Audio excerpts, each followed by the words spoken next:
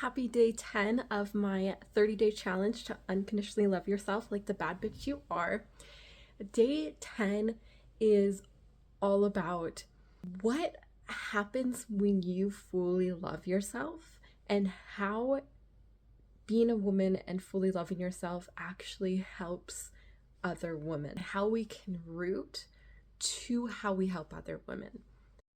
For day 10, I wanted to reflect on my free Women's Meet community where I actually host an event once a month, complimentary, and I give tools to help the women up level in my town.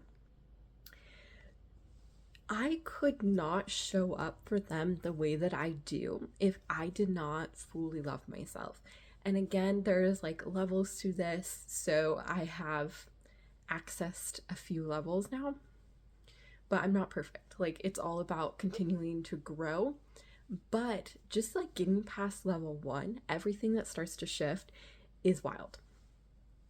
And when we fill our own cup, when we love ourselves, we notice that it's no longer a competition. For me personally, it was like a lot of my life, I didn't have very strong connections to other women because it was always about a competition. Like, I didn't want to be part of that like catty, like high schooler type vibes. And a lot of the women that I was around at that time would do that. And I didn't want to be a part of it, so I didn't pursue any closer friendships with them. And then when I started to love myself, truly love myself, put myself first, so doing my morning routines, kind of understanding what I want out of a conversation before I go into that conversation, and noticing like my values and what I want to align with, I started to align with beautiful women on the same path. Even though they might still need help, they might still be in lower levels of self-love, they are open, they are ready, and they want to grow, they want to expand. They realize how powerful it is when women support each other and up-level each other instead of try to tear each other down all the time. And a huge thing too is women don't tend to see how incredibly special and unique they are. We have all been designed perfectly for a purpose that only we can fulfill. So there is no competition. Like, there is no competition for what your soul pool is. Sure, there's competition in life, and when you're not on your soul pool, there is like quote unquote competition. But even then, it's not competition because you have unique characteristics and a unique personality and a unique look that nobody else can copy. Nobody else has your combination. So there really is no competition. And even if you're up for promotion at work and you don't get it, the person that you were up against wasn't even necessarily competition because you did not get that to learn lessons. And perhaps the lesson that you were supposed to learn is to love yourself and put yourself first. And because you didn't, the hiring manager didn't put you first.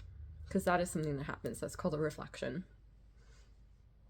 But when we get together and you get a group of women who have all put themselves first, you get a powerful group of present women being there for each other, up-leveling each other, and helping each other's growth to where we can speed up our timelines even quicker instead of all this leaking energy of, oh, competition, oh, like, I gotta make her look bad.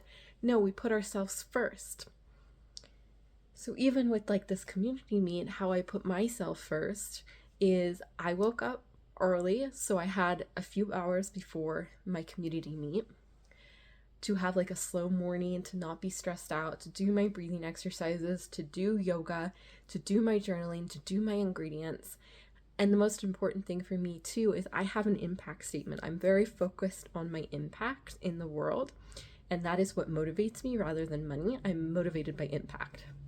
And I read my impact statement before I do anything, any of my teachings, even if it's complimentary. because I want impact to guide everything that I do. And if I'm focusing on impact and my desire to help as many women as possible up level to all that they can be, there's no room for me to fall into any patterns of wanting to give them false information or wanting to make it a competition. Like, it's me showing up for them in the ways that they need. And then in return, that energy is also met. But it's because I put myself first too. That was a little bit of a tangent, so I really hope that you can follow this. I just really want to include you in this journey, because the more meets that I do, even if they're complimentary, the more teachings I do, the more I'm surrounded by women, the more I practice what I teach, the deeper in love I get with myself. And this was just such a beautiful opportunity to start to explain that.